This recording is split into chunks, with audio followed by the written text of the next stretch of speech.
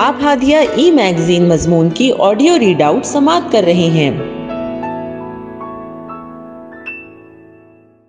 سامعین السلام علیکم ورحمۃ اللہ وبرکاتہ۔ میں نازیہ عمر ہادیہ کے شمارے دسمبر کے مضمون کی آڈیو پروگرام میں آپ کا استقبال کرتی ہوں۔ آئیے ہم اس کا آغاز ہادیہ کے زمرہ النور میں درس قرآن سے کرتے ہیں اور اس کی رائٹر عطیہ صدیقہ صاحبہ ہیں۔ اعوذ باللہ من الشیطان الرجیم، بسم اللہ الرحمن الرحیم۔ یا ایہا الناس اتقوا ربکم الذی خلقکم من نفس واحدة وخلق منها زوجها وبث منهما رجالا كثيرا ونساء واتقوا الله الذي تساءلون به والأرحام ان الله كان عليكم رقيبا۔ سورۃ النساء آیت نمبر 1۔ ترجمہ: لوگوں، اپنے رب سے ڈرو جس نے تم کو ایک جان سے پیدا کیا اور اسی جان سے اس کا جوڑا بنایا اور ان دونوں سے بہت مرد اور عورت دنیا میں پھیلا دیے۔ اس خدا سے ڈرو جس کا واسطہ دے کر تم ایک دوسرے سے اپنے حق مانگتے ہو، اور رشتے و قرابت کے تعلقات کو بگاڑنے سے پرہیز کرو۔ یقین جانو کہ اللہ تم پر نگرانی کر رہا ہے۔ اللہ تعالیٰ یا ایھا الناس کہہ کر تمام انسانوں سے مخاطب ہیں۔ اس آیت میں معاشرے کی تنظیم کے متعلق بنیادی حقائق زیر بحث آتے ہیں۔ اس آیت کی تفسیر میں صاحب تدبر قرآن مولانا امین الحسن اصلاحی رقم طراز ہیں کہ اس آیت میں جس تقوی کی ہدایت کی گئی ہے اس کا ایک خاص موقع و محل ہے۔ اس تقوی سے مراد یہ ہے کہ یہ خلق آپ سے آپ وجود میں نہیں آئی، بلکہ اس کا خالق اللہ ہے۔ اس وجہ سے یہ کسی کے لیے جائز نہیں ہے کہ وہ اس زمین پر دھاندلی اور ظلم و تعدی کا نشانہ بنائے، بلکہ ہر ایک کا فرض ہے کہ وہ معاملات اور رحم کی روش اختیار کرے، ورنہ یہ یاد رہے کہ خدا بڑا زور آور، منتقم و قہار ہے۔ جو اس کی مخلوق کے معاملات میں دھاندلی مچائیں گے وہ اس کے قہر و غضب سے بچ نہیں سکیں گے۔ وہ ہر چیز کی نگرانی کر رہا ہے۔ دوسرا یہ کہ تمام نسل انسانی ایک ہی آدم کا گھرانہ ہے۔ سب کو اللہ تعالیٰ نے ایک ہی آدم علیہ السلام اور حوا علیہ السلام کی نسل سے پیدا کیا ہے۔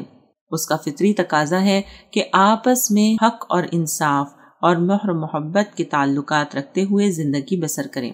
تیسرا یہ کہ جس طرح آدم علیہ السلام تمام نسل انسانی کے باپ ہیں، اسی طرح حوا علیہ السلام تمام نسل انسانی کی ماں ہیں۔ اللہ تعالیٰ نے حوا علیہ السلام کو آدم علیہ السلام ہی کی جنس سے بنایا ہے۔ اس وجہ سے عورت کوئی ذلیل، حقیر اور فروتر اور فطری گناہ گار مخلوق نہیں ہے، بلکہ وہ بھی شرف انسانیت میں برابر کی شریک ہے۔ چوتھی بات یہ کہ خدا اور رحم کا واسطہ ہمیشہ سے باہمی تعاون اور ہمدردی کا محرک رہا ہے۔ جس کو بھی کسی مشکل یا خطرے سے سابقہ پیش آتا ہے وہ خدا اور رحم کا واسطہ دے کر اپیل کرتا ہے، لیکن خدا اور رحم کے نام پر حق مانگنے والے اکثر حق دینا بھول جاتے ہیں۔ در حقیقت حق طلبی اور حق شناسی کا یہی توازن ہے جو اسلامی معاشرے کا اصلی جمال ہے۔ اسی طرح ارشاد ربانی ہے، یا ایھا الناس انا خلقناکم من ذکر وانثی وجعلناکم شعوبا وقبائل لتعارفوا۔ سورۃ الحجرات آیت 13۔ ترجمہ: لوگوں، ہم نے تم کو ایک مرد اور ایک عورت سے پیدا کیا اور پھر تمہاری قومیں اور برادریاں بنا دی تاکہ تم ایک دوسرے کو پہچانو۔ مساوات انسانی کو اسلام نے ہمیشہ اہمیت دی ہے۔ اس حوالے سے دنیا کا کوئی مذہب اور نظام اسلامی اقدار کا مقابلہ نہیں کر سکتا، اس لیے کہ اس مساوات اور عدل کے قوانین اس ذات نے بنائے ہیں جو انسانوں اور تمام مخلوقات کا خالق ہے۔ اسلامی قوانین فطرت اور عدل پر مبنی ہیں۔ انسانوں کی وضع کیے ہوئے قوانین کچھ علاقوں اور کچھ وقت کے لیے ہوتے ہیں، لیکن خالق کائنات کے بنائے ہوئے قوانین تمام نوع انسانی اور ہر زمانے کے لیے ہوتے ہیں۔ آج حقوق انسانی کو لے کر ساری دنیا میں جو غلغلہ مچا ہوا ہے اسے 2-3 صدی قبل ہی مغربی ممالک نے بنایا ہے، جبکہ حضرت محمد صلی اللہ علیہ وسلم نے آج سے 1400 برس قبل ہی حقوق انسانی کا ایک جامع تصور پیش کیا اور اس پر عمل کر کے دکھایا کہ ان حقوق کی پاسداری کی جائے تو ایک صالح اور پرامن معاشرہ وجود میں آتا ہے۔ اگر ہم حالت حاضرہ کے جائزہ لیتے ہیں تو یہ بات واضح ہوتی ہے کہ جن مغربی ممالک نے حقوق انسانی کا منشور بنایا وہی ممالک حقوق انسانی کی خلاف ورزیاں کرتے نظر آتے ہیں۔ آئے دن ان ممالک میں جرائم پیشہ افراد کی شرح بڑھ رہی ہے۔ اس کی کئی وجوہات ہو سکتی ہے، لیکن اس کا بنیادی سبب حقوق انسانی کا نفاذ کرنے کے لیے کسی داخلی قوت کا فقدان نظر آتا ہے۔ اس کے علاوہ مغرب کا حقوق انسانی کا فلسفہ صرف اس کے مفادات کے ارد گرد گھومتا ہے، جس کی وجہ سے وہ ایک ایسا نظریہ بن کر رہ گیا ہے جس کا عملی زندگی سے کوئی تعلق نہیں۔ لیکن حضرت محمد صلی اللہ علیہ وسلم نے حقوق انسانی کے نفاذ کو انسانوں کی عملی زندگی سے جوڑ دیا، جس کے باعث انسانوں کے اندر حقوق انسانی کی محافظت پیدا ہوئی۔ حضور اکرم صلی اللہ علیہ وسلم نے حقوق انسانی کا ایسا منظم نظام پیش کیا جو زندگی کے ہر پہلو کا احاطہ کرتا ہے، چاہے وہ انسانوں کی معاشرتی زندگی ہو یا معاشی، تعلیمی، ملکی، ملی، ثقافتی، تمدنی وغیرہ۔ حقوق کی ادائیگی کو اسلام نے اتنی اہمیت دی ہے کہ اگر کسی شخص نے دنیا میں کسی کا حق ادا نہیں کیا تو آخرت میں اس کو ادا کرنا پڑے گا، ورنہ سزا بھگتنا ہوگی۔ آئیے ان حقوق کی چند جھلکیاں قرآن اور حدیث کی روشنی میں دیکھتے ہیں۔ نمبر 1، زکوٰۃ اور حقوق انسانی۔ مال و دولت صرف معاشرے کے افراد ہی کے ہاں منجمد ہو جائے تو کمزور طبقہ بے روزگاری کا شکار ہو جاتا ہے۔ سماج میں انسانوں کی ایک بہت بڑی تعداد خط غربت سے نیچے زندگی گزارنے پر مجبور ہو جاتی ہے۔ اسلامی قوانین نے زکوٰۃ کو فرض قرار دیا۔ اس طرح سالانہ آمدنی کا 2.5% حصہ غریبوں کے لیے خاص کیا گیا ہے۔ صدقہ و خیرات کی اہمیت کو اجاگر کر کے غربا و مساکین کا بھرپور خیال رکھا ہے۔ ارشاد باری تعالیٰ ہے وَفِي أَمْوَالِهِمْ حَقٌّ لِلسَّائِلِ وَالْمَحْرُومِ، اور ان کے مالوں میں غربا اور مساکین کا حق ہے۔ نمبر 2، انسانی اخوت و مساوات۔ آپ صلی اللہ علیہ وسلم نے رنگ، نسل، وطنیت، قومیت، اونچ نیچ سارے امتیازات کا خاتمہ کیا اور عالمگیر مساوات کا آفاقی تصور پیش کیا، اور یہ اعلان کر دیا کہ تمام انسان آدم علیہ السلام کی اولاد ہیں، لہٰذا سب کا درجہ مساوی ہے۔ حجۃ الوداع کے موقع پر تاریخی خطبے میں آپ صلی اللہ علیہ وسلم نے جن بنیادی انسانی حقوق کی وصیت اور ہدایت فرمائی، ان میں انسانی وحدت و مساوات کے مسئلہ خصوصی اہمیت کا حامل ہے۔ آپ صلی اللہ علیہ وسلم نے ارشاد فرمایا، اے لوگوں، یقیناً تمہارا پروردگار ایک ہے، تمہارے باپ ایک ہیں، تم سب آدم علیہ السلام کی اولاد ہو اور آدم علیہ السلام مٹی سے بنائے گئے ہیں۔ یقیناً اللہ کے نزدیک سب سے زیادہ معزز وہ شخص ہے جو تم میں سب سے زیادہ متقی اور پاک باز ہو۔ کسی عربی کو عجمی پر کوئی برتری نہیں مگر تقوی کی بنیاد پر۔ نمبر 3، انسانی جان و مال اور عزت و آبرو کی حفاظت۔ یہ انسانی حقوق میں سب سے پہلا اور بنیادی حق ہے، اس لیے کہ جان سے زیادہ کوئی شے قیمتی نہیں ہے۔ اس کے گرد زندگی کی سرگرمیاں گھومتی ہیں۔ دور رسالت سے قبل انسانی جانوں کی کوئی قیمت نہیں تھی۔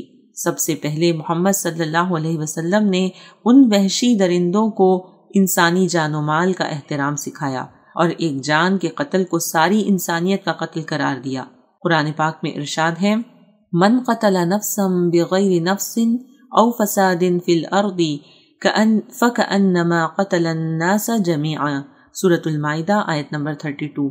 ترجمہ، جس نے کسی انسان کو خون کے بدلے یا زمین میں فساد پھیلانے کے سوا کسی اور وجہ سے قتل کیا، اس نے گویا تمام انسانوں کو قتل کر دیا، اور جس نے کسی کی جان بچائی اس نے گویا تمام انسانوں کو زندگی بخش دی۔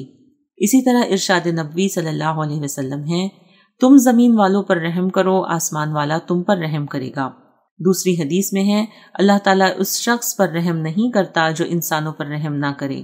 مال کے تحفظ کے بارے میں ارشاد باری ہے وَلَا تَأْكُلُوا أَمْوَالَكُمْ بَيْنَكُمْ بِالْبَاطِلِ، سورۃ البقرہ آیت نمبر 188۔ ترجمہ، اور تم لوگ آپس میں ایک دوسرے کا مال ناجائز طریقے سے نہ کھاؤ۔ واضح رہے کہ مال انسانی زندگی کی بقا کے لیے بنیادی حیثیت رکھتا ہے، جس طرح حق زندگی اور تحفظ مال انسان کے بنیادی حقوق ہیں، اسی طرح عزت اور آبرو کا تحفظ بھی انسان کا بنیادی حق ہے۔ چنانچہ اللہ تعالیٰ ارشاد فرماتے ہیں یا ایھا الذین آمنوا لا یسخر قوم من قوم عسى ان یکونوا خیرا منہم ولا نساء من نساء عسى ان یکن خیرا منہن ولا تلمزوا انفسکم ولا تنابزوا بالالقاب، سورۃ الحجرات آیت نمبر 11۔ ترجمہ، اے لوگوں جو ایمان لائے ہو، نہ مرد دوسرے مردوں کا مذاق اڑائیں، ہو سکتا ہے کہ وہ ان سے بہتر ہو، اور نہ عورتیں دوسری عورتوں کا مذاق اڑائیں، ہو سکتا ہے کہ وہ ان سے بہتر ہوں۔ آپس میں ایک دوسرے پر طعن نہ کرو اور نہ ایک دوسرے کو برے القاب سے یاد کرو۔ نمبر 5، تحفظ آزادی یعنی شخصی اور مذہبی۔ سماج میں ہر فرد کو مساوی حقوق حاصل ہوں، کسی کا کسی پر بیجا دباؤ نہ ہو، ہر ایک آزاد اور مختار ہو۔ اس لیے اسلام نے انسان کی شخصی آزادی کی بقا کے لیے انسان کی نجی اور پرائیویٹ زندگی میں مداخلت سے دوسروں کو روکا ہے۔ خواہ مخواہ کی دخل اندازی، ٹوہ بازی اور بلا اجازت کسی کے گھر میں داخل ہونے سے منع کیا ہے۔ ارشاد حق ہے، مومنوں اپنے گھروں کے سوا دوسرے گھروں میں گھر والوں سے اجازت لیے اور ان کو سلام کیے بغیر داخل نہ ہوا کرو۔ اسی طرح ارشاد ربانی ہے، یا ایھا الذین آمنوا اجتنبوا کثیرا من الظن ان بعض الظن اثم ولا تجسسوا ولا یغتب بعضکم بعضا ایحب احدکم ان یأکل لحم اخیہ میتا فکرہتموہ واتقوا اللہ ان اللہ تواب الرحیم۔ سورۃ الحجرات آیت نمبر 12۔ ترجمہ، اے لوگو جو ایمان لائے ہو، بہت گمان کرنے سے پرہیز کرو کہ بعض گمان گناہ ہوتے ہیں، تجسس نہ کرو اور تم میں سے کوئی کسی کی غیبت نہ کرے۔ کیا تمہارے اندر کوئی ایسا ہے جو اپنے مرے ہوئے بھائی کا گوشت کھانا پسند کرے گا؟ دیکھو تم خود اس سے گھن کھاتے ہو۔ اللہ سے ڈرو، اللہ بڑا توبہ قبول کرنے والا اور رحیم ہے۔ نمبر 6، عورتوں، بچوں، غلاموں، یتیموں اور حاجت مندوں کے حقوق۔ دور رسالت سے قبل عورتوں کی حیثیت سامان لذت سے کچھ زیادہ نہ تھی۔ اسقاط حمل اور دختر کشی کی رسم عروج پر تھی۔ اسلام نے سختی سے اس گھنونے فعل کو ختم کیا۔ ارشاد فرمایا، اپنی اولاد کو فقر و فاقے کے خوف سے قتل نہ کرو، ان کو اور تم کو روزی ہم ہی دیتے ہیں۔ زمانے جاہلیت میں غلاموں اور غریبوں کے حقوق پامال کیے جاتے تھے، انہیں ذلت اور حقارت کی نظر سے دیکھا جاتا تھا۔ اسلام نے انہیں بھی اتنے حقوق دیے کہ وہ سماج میں بہتر طور سے زندگی گزار سکے۔ اللہ تعالیٰ ہم سب کو قرآن اور حدیث کی روشنی میں انسانی حقوق کی پاسداری کرنے والا بنائے، آمین۔ ہادیہ مضمون کی آڈیو سماعت کرنے کے لیے شکریہ۔ امید ہے کہ آپ کو پسند آیا ہوگا۔ ہمیں آپ کے مشورے کا انتظار رہے گا۔ اپنا مشورہ، تبصرہ اور مضامین editor@hadia.in پر ارسال کریں اور ہادیہ ای میگزین کے مضامین کو پڑھنے کے لیے ویب سائٹ www.hadia.in سبسکرائب کریں۔ انشاءاللہ ہم اگلے ہادیہ ای میگزین کے شمارے سے دلچسپ مضامین کی آڈیو لے کر حاضر ہوں گے۔ تب تک کے لیے اجازت، اللہ حافظ۔